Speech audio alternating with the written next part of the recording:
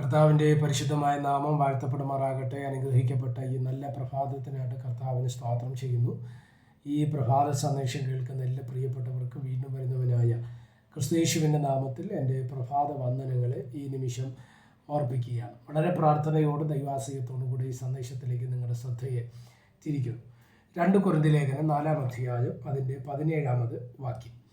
നൊടി നേരത്തേക്കുള്ള ഞങ്ങളുടെ ലഘുവായ കഷ്ടം അത്യന്തം അനവധിയായി തേജസ്സിൻ്റെ നിത്യധനം ഞങ്ങൾക്ക് കിട്ടുവാൻ ഹേതുവാകുന്നു. കാണുന്നതിനെയല്ല, കാണാത്തതിനെ അത്രേ ഞങ്ങൾ നോക്കിക്കൊണ്ടിരിക്കുന്നു. കാണുന്നതോ താൽക്കാലികം, കാണാത്തതോ നിത്യത. നമ്മുടെ എല്ലാവരുടെയും ജീവിതത്തിൽ, പ്രത്യേകിച്ച് ക്രിസ്തീയ ജീവിതം എന്ന് പറയുന്നത് കഷ്ടതയുടേതാണ്, വേദനയുടേതാണ്, പ്രയാസത്തിൻ്റേതാണ്, ഒറ്റപ്പെടലിൻ്റേതാണെന്നൊക്കെ പറയുന്ന ഭാഗങ്ങൾ നമുക്കറിയാം. ക്രിസ്തീയ ജീവിതം കഷ്ടത തന്നെയാണ്. എന്നാൽ കഷ്ടത മാത്രമല്ല, കഷ്ടതയും ഉണ്ടെന്നുള്ളതാണ് നമ്മൾ ശ്രദ്ധിക്കപ്പെടേണ്ടത്.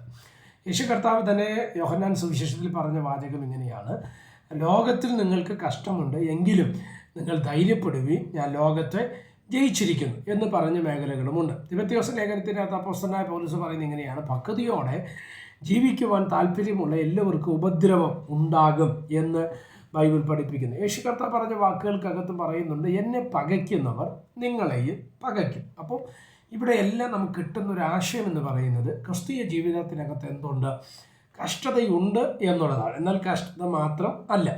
നമുക്കറിയാം, ഇന്ന് ന്യൂ ജനറേഷൻ ചർച്ചകളോ ഇല്ലെങ്കിൽ പ്രോസ്പെരിറ്റി പഠിപ്പിക്കുന്നവരൊക്കെ പറയുന്നൊരു ഭാഗമാണ് അനുഗ്രഹം മാത്രമേ ഉള്ളൂ എന്ന് പറയുന്നൊരു ഗ്രൂപ്പുണ്ട്, അല്ലേ? മറുഭാഗം പാരമ്പര്യ വിശ്വാസത്തിന് കീഴിൽ ഇല്ലെങ്കിൽ പാരമ്പര്യ പെന്തിക്കോസ്തുകാരെന്ന് പറയുന്ന പ്രിയപ്പെട്ടവർ പറയുന്നൊരു വാചകമുണ്ട്, കഷ്ടത മാത്രമാണ്. ഇത് രണ്ടും വചനവിരുദ്ധമാണ്. കഷ്ടത മാത്രമെന്ന് പറയുന്നത് വചനവിരുദ്ധമാണ്, അനുഗ്രഹം മാത്രമെന്ന് പറയുന്നത് വചനവിരുദ്ധമാണ്. എന്നാൽ ബൈബിൾ പഠിപ്പിക്കുന്നത് കഷ്ടതയുണ്ട്, അപ്പോൾ തന്നെ അനുഗ്രഹവുമുണ്ട്. സ്തോത്രം.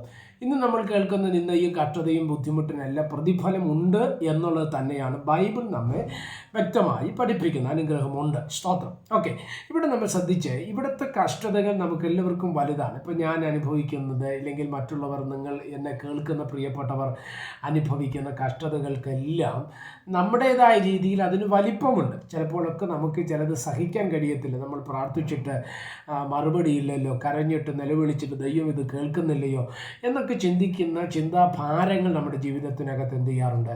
കടന്നു വരാറുണ്ട്. എന്നാൽ തിരുവചനം നമ്മെ പഠിപ്പിക്കുന്ന ഒരു കാര്യമുണ്ട്, ഇത് ലഘുവായ കഷ്ടമാണ്. നൊടി നേരത്തേക്കുള്ള ലഘുവായ കഷ്ടം അത്യന്തം അനവധിയായി തേജസ്സിൻ്റെ നിത്യഘനം ഞങ്ങൾക്ക് കിട്ടുവാൻ ഹേതുവാകുന്നു. അപ്പം തേജസ്സിൻ്റെ അത്യന്ത ധനം, നിത്യമായ ധനം, ഇത് നമുക്ക് കിട്ടേണ്ടതിനാണ് ഈ ലഘുവായ കഷ്ടമെന്ന് നമ്മൾ എന്ത് ചെയ്യണം? മനസ്സിലാക്കണം. പുസ്തകത്തിലേക്ക് വരുമ്പോൾ പല വിവർത്തനങ്ങളും നമ്മൾ ശ്രദ്ധിക്കപ്പെടും. അങ്ങനെ ഒരു വിവർത്തനം പരിശോധിച്ചപ്പോൾ എന്നെ ചിന്തിപ്പിച്ചൊരു ഭാഗം കൂടെ, ആ വിവർത്തനം കൂടെ ഒന്ന് ശ്രദ്ധിക്കാൻ വേണ്ടിയാണ്. കൊരിന്ത്യർ ലേഖനം 4-ാം അധ്യായത്തിൻ്റെ 17-ാം വാക്യത്തിൽ വേറൊരു ബൈബിളിൽ പറയുന്ന ഒരു വിവർത്തനമാണ്: അതുകൊണ്ട് ഞങ്ങൾ സഹിക്കുന്ന ലഘുവും താൽക്കാലികവുമായ ക്ലേശം അതിബൃഹത്തും അനശ്വരവുമായ മഹത്വത്തിന് വേണ്ടി ഞങ്ങളെ സജ്ജരാക്കുന്നു. അപ്പോൾ ശ്രദ്ധിച്ചേ, ലഘുവായ കഷ്ടം എങ്ങനെയുള്ളതാണ്? താൽക്കാലികമാണ്. സ്തോത്രം. അത് ലഘുവാണ്, പക്ഷേ അത് എന്തൊക്കെ നമ്മുടെ ജീവിതത്തിൽ കൊണ്ടുവരും? അതിബൃഹത്വവും അനശ്വരവുമായ മഹത്വത്തിന് വേണ്ടിയാണ് നമ്മൾ ഇതെന്ത് ചെയ്യുന്നത്?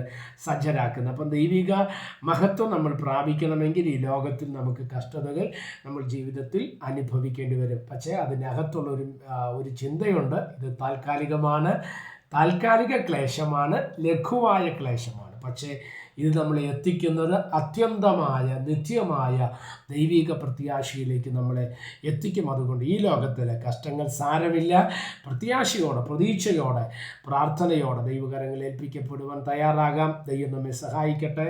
പ്രാർത്ഥിക്കാം. പരിശുദ്ധനായ ദൈവമേ, സ്വർഗീയ നല്ല പിതാവേ, ഈ സന്ദേശത്തിനോട് നന്ദിയോടെ കർത്താവിന് സ്തോത്രം ചെയ്യുന്ന ഈ സന്ദേശം കേൾക്കുന്ന എല്ലാ പ്രിയപ്പെട്ടവരെ തൃക്കരങ്ങൾ തരികയാണ്. അവിടെ നിന്ന് ചിറകടിയിൽ മറയ്ക്കണം.